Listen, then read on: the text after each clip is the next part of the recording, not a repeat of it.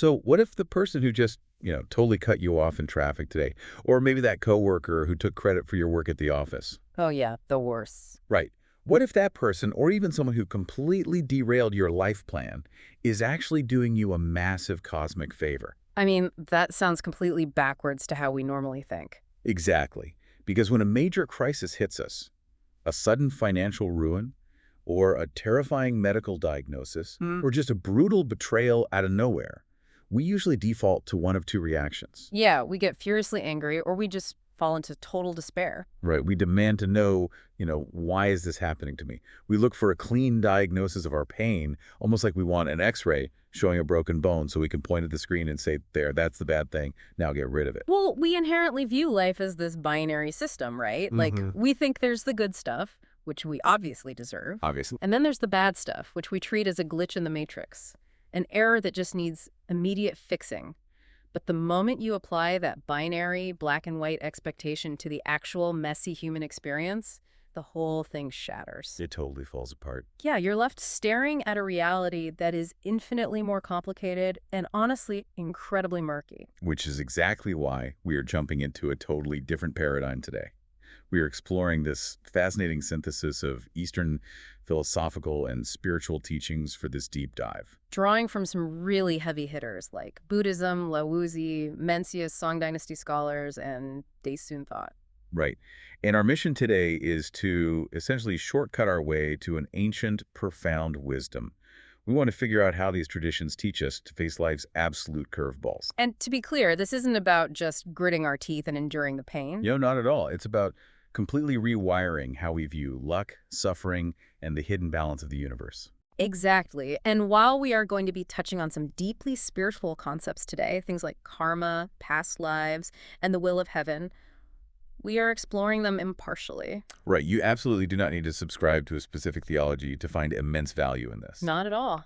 Think of these ideas as incredibly powerful psychological and philosophical frameworks.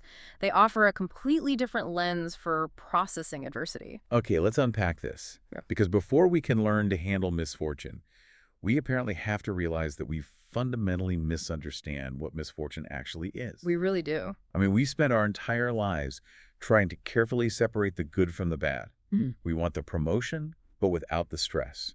We want the relationship, but without the conflict. Why is that such a huge mistake, according to this philosophy? Well, to answer that, there's a famous Buddhist parable that illustrates the situation perfectly.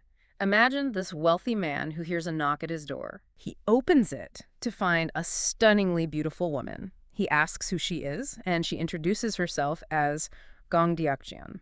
She explains that her very nature is to bring immense wealth, joy, and prosperity to whoever houses her. I mean, naturally, the man is absolutely thrilled and invites her right in. Who wouldn't? Exactly. That is literally the dream scenario. You open the door and prosperity just walks into your living room. Best day ever. But moments later, there is another knock at the door. He opens it to find a second woman, but this one is incredibly ugly, terrifying, and dark. Oh boy. Yeah. He demands to know who she is, and she introduces herself as Hugumxian. Her nature, she explains, is to completely destroy wealth and bring ruin to households. So obviously the man tries to slam the door in her face and drive her away. Which seems like the only logical reaction, right? Keep the wealth, ditch the ruin. Yeah, that's just common sense. That's exactly what he thinks. But the terrifying woman stops him from closing the door and says, "You don't understand. The beautiful woman who just walked into your house is my twin sister. We are absolutely inseparable. If you want to accept her blessings, you have to accept me as well."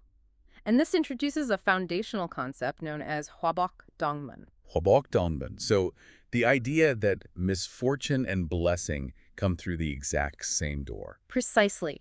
You cannot invite one without the other. It reminds me of someone trying to buy a coin but asking the cashier, hey, can you just give me the head side? I don't really want the tails today. Right, it's structurally impossible to have a one-sided coin. It really is. What's fascinating here is how this ties directly into the underlying mechanics of reality, the principle of yin and yang, or no day. Laozi taught that misfortune is exactly where blessing leans, and blessing is exactly where misfortune hides. So they aren't just roommates occupying the same space. No, they actually generate each other. In the Korean language, the word for this concept is hwabok. Notice the order there: misfortune comes first, then blessing. It implies a sort of sequential inevitability. Exactly. You Yeah. have to pass through the dark, destructive phase to arrive at the light, generative phase. There's a very real psychological danger if you don't grasp this twin sister dynamic. If you try to just muscle your way through hardship, if you try to force yourself to endure the tail side of the coin out of sheer willpower, Because you think you're being unfairly punished by the universe. right, you end up internalizing all that friction. In Korean culture, there's actually a specific term for this called hwabyum. It translates to fire illness, which is a physical condition born entirely of bottled up, unresolved anger and resentment. Wow, so you literally make yourself sick by fighting the nature of reality. Yeah, because true acceptance isn't just passive, miserable suffering. It isn't just taking the punches. It's an active understanding of this mechanical reality. Right, if you know the ugly sister is part of the package deal for the wealth, you don't waste your energy screaming at her when she shows up. You just nod and say, ah, here is the other half of the equation I was expecting you. Okay, I conceptually agree that good and bad are a package deal. But let's be real here. It is one thing to nod along to the philosophy of yin and yang when you're sitting peacefully in a quiet room. Oh, absolutely. It's another thing entirely when someone rear-ends your car or actively sabotages your career. How are we supposed to react in the exact moment someone is actively ruining our day? Because this framework takes a radical turn when it moves from theory to daily application. It absolutely does. And this brings in the teachings of a brilliant Song Dynasty scholar named Shao Kangji. Just to give you an idea of his analytical mind, he calculated a grand cosmic cycle of 129,600 years. That is incredibly specific. It is, and a cycle that fascinatingly mirrors modern scientific findings on the intervals of major ice ages on Earth. He was someone who looked at massive, sweeping patterns of time and human behavior, and his teaching on interpersonal conflict completely flips our normal script. Okay, lay it on me. Hishao Kamji taught that harming others obviously brings misfortune to you. We all get that part, it's basic cause and effect. But he then argued that when others harm you, it is actually a blessing.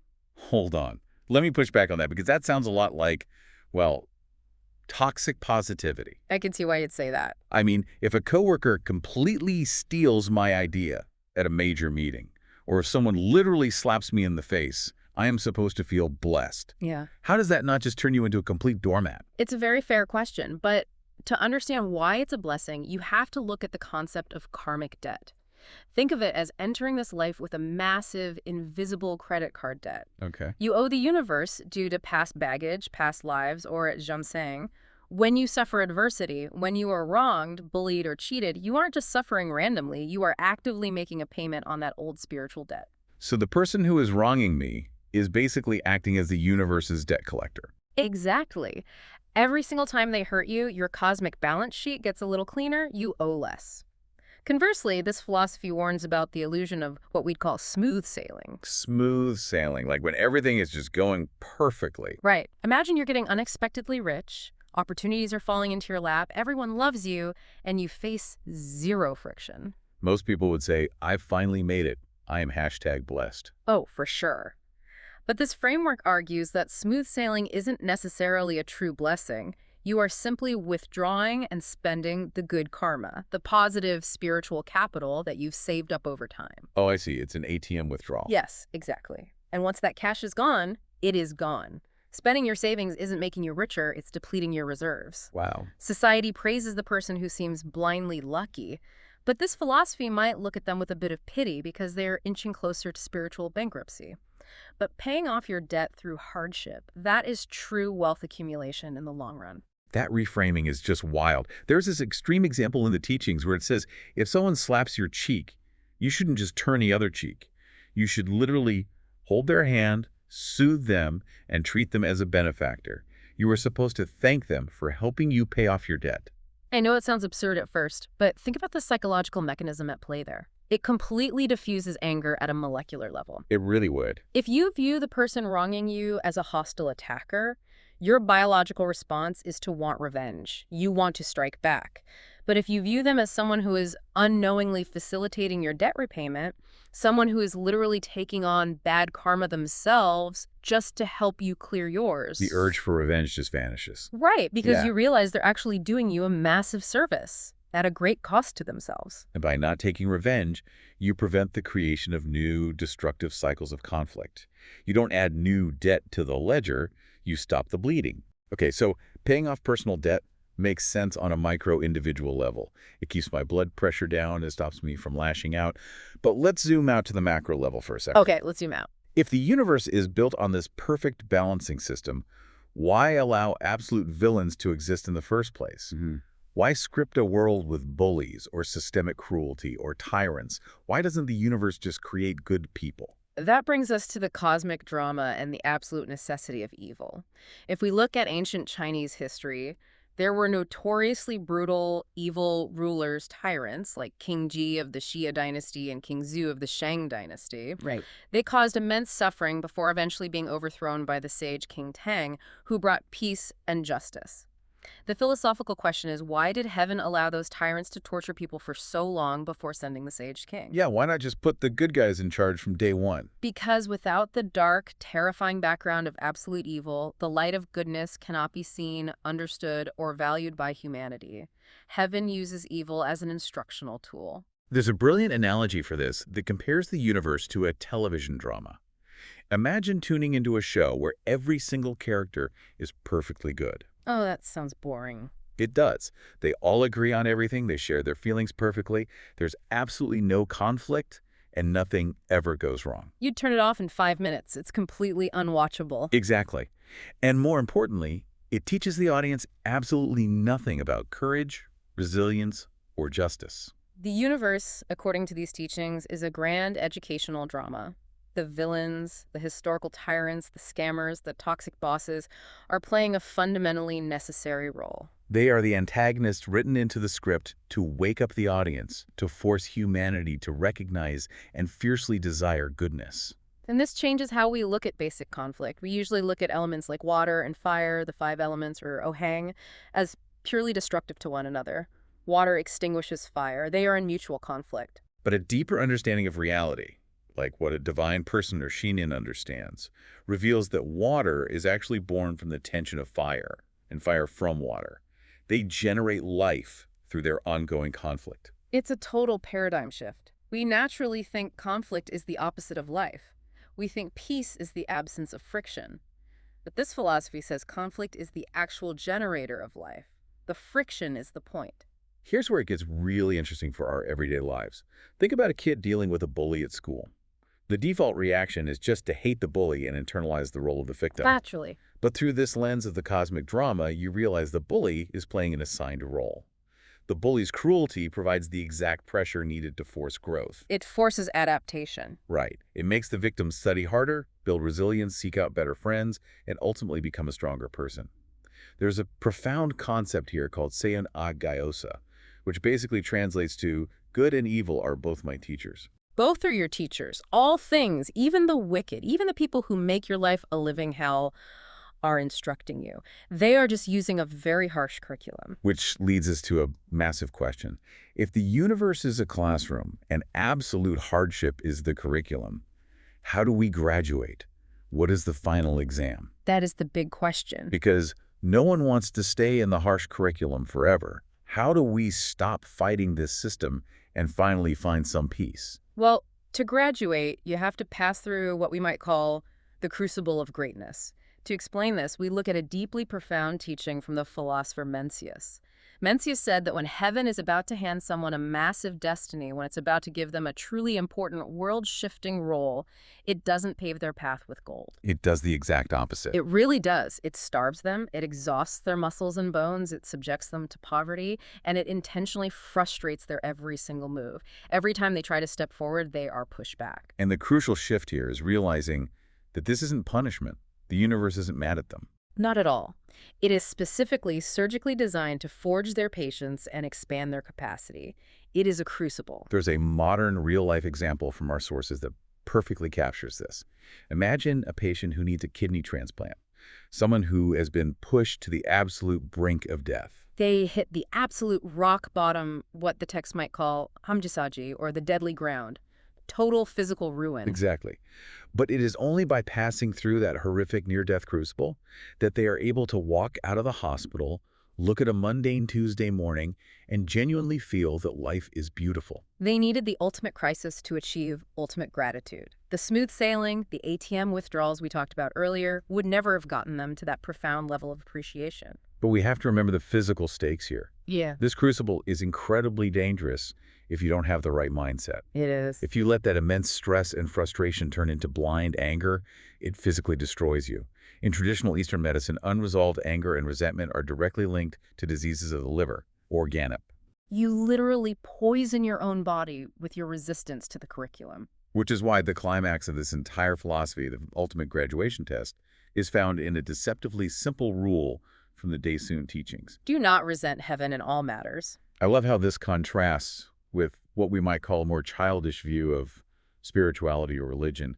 In a lot of surface-level thinking, the goal is just to rejoice in all things. Right, you just blindly smile and praise the universe because you believe a benevolent parent figure in the sky is actively shielding you from harm. It's a very comfortable, childlike mindset. Yes, children get to just blindly rejoice because they don't see the mechanics of the world.